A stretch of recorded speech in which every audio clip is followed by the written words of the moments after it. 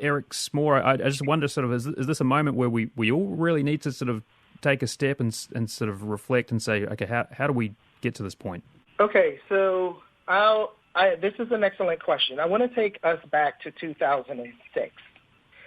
The FBI published a report called the Intelligence Assessment Report, in which they told us that white supremacists have infiltrated our police departments in many cities throughout the country.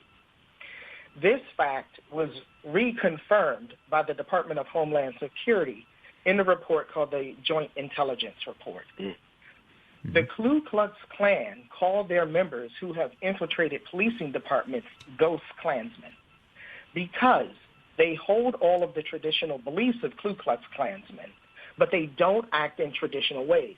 So, for example, they don't wear the sheets and they don't use typical racist language. I call these people asymptomatic racists.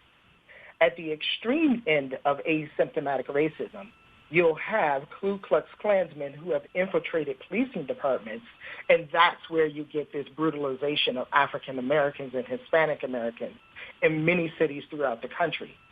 You also get false arrests and unwarranted convictions of people, and hopefully I'll have a chance to talk about that later.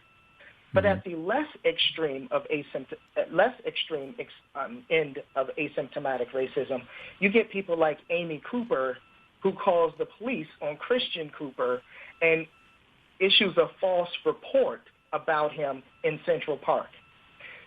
So to the question of how did we get here, there has been a process of moving, or at least a process from the Ku Klux Klansmen, of moving their members out of sheets and into policing departments so that they can act under the color of law.